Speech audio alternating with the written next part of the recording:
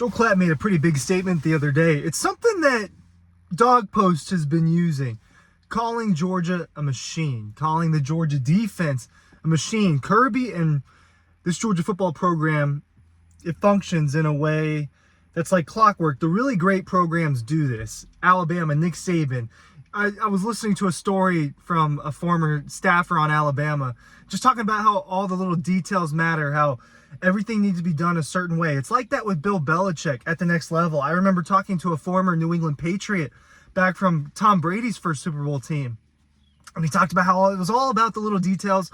It was all about preparation, and it was all about getting things right over and over and over again. That's what this Georgia defense is about. That's what this Georgia football team is about. They showed up for big games. So I want to read you what Joel Klatt, Fox Sports analyst, he does the big noon kickoff games. I want you to read you what he was talking about with Georgia and their defense. Talking about the Georgia-Texas game. You saw how big of a performance that was. He said there is one team that is very comfortable in this setting. They are comfortable being uncomfortable, and that's Georgia.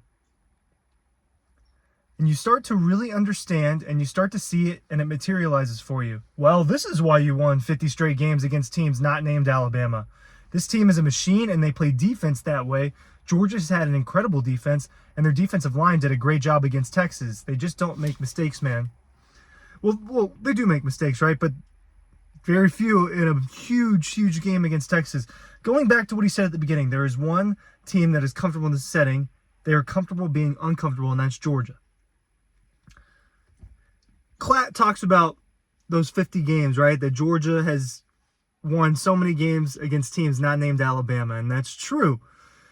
They've also been in a lot of huge games and have won a lot of huge games. And these players, right, they're freshmen from that 2022 national team that are juniors now. They've been part of that game. There are seniors who were a part of the 2021 national team, even though they were probably just reserve players like Carson Beck, like Arian Smith, Smile Munden, right? Tate Rowledge. They've got that leadership. Not all of those players were defensive, obviously, but you get my point. They've been in these huge games, and Georgia is comfortable being uncomfortable. That's not to say that Texas hasn't been in big games. Obviously, bowl game against Washington 2 years ago, playoff game against Washington last year, played against Alabama in these big ranked matchups the last couple of years, Big 12 championships. But Georgia's been in these moments, and they've executed in these moments, and they have won in these moments with Kirby Smart being around. I mean, outside of the games against Alabama, Georgia has won all of these big games. Georgia, Tennessee in 2022. Now Georgia goes on the road, and they put together an excellent defensive performance against an offense that was firing on all cylinders and was doing things in a variety of ways. Texas, Quinn Ewers, Arch Manning, it didn't matter which one was in there. They were successful with both of those guys.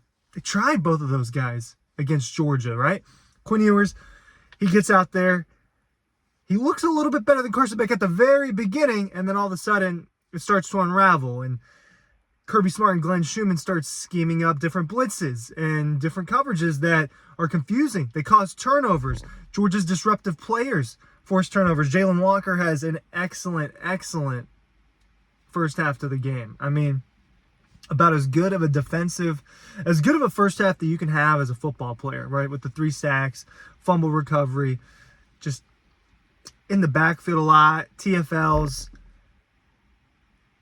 They have a lot of Jalen Walkers, players that know, and when I say they have a lot of Jalen Walkers, they don't necessarily have a ton of guys that are as good as Jalen Walker, but they've got a lot of Jalen Walkers up here, and it's not dissimilar to soldiers, right? This is war, this is battle. Football, right? This is modern day, sanctioned battle between gladiators. And there's a military aspect to it at a program like Georgia, at a program like Alabama with Nick Saban. I mean, those are the two best examples.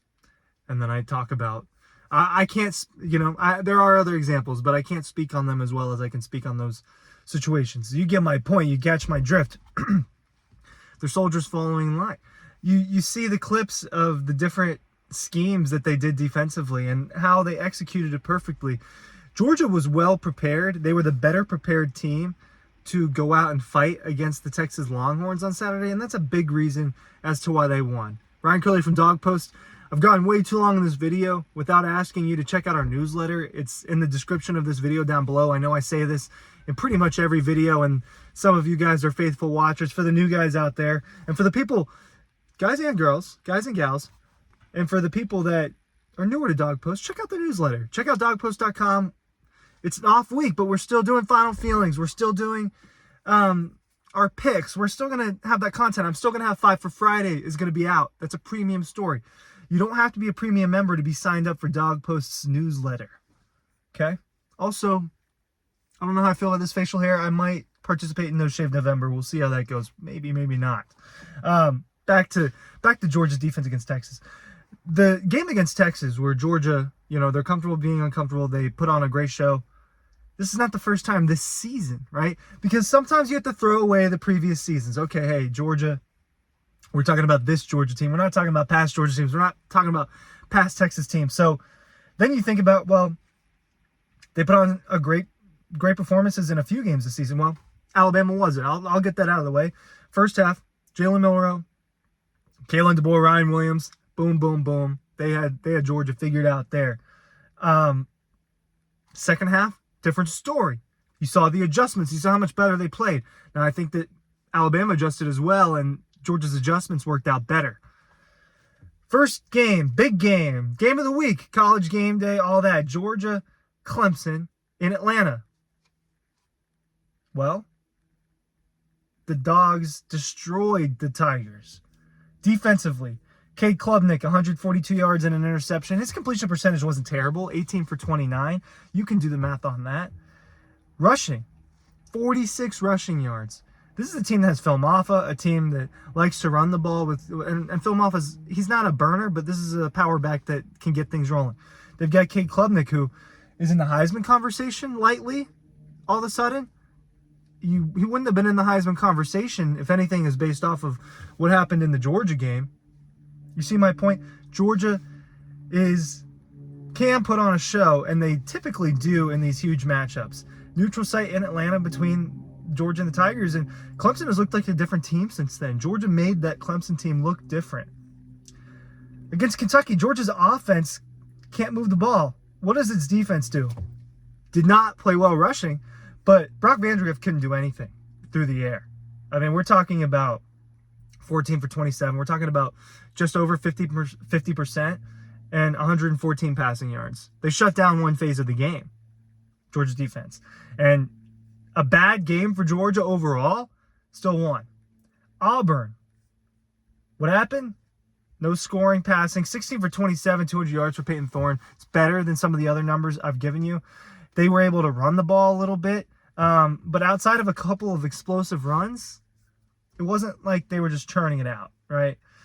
And then you get that Texas game, obviously. Texas ran for 29 total yards when you add the sack yards into it, all right? And it was still only around 50 yards without the sack, without the sacks being accounted for. So if you can't run on this Georgia team, you're not going to win. And Kentucky could run on Georgia. Auburn could run on Georgia.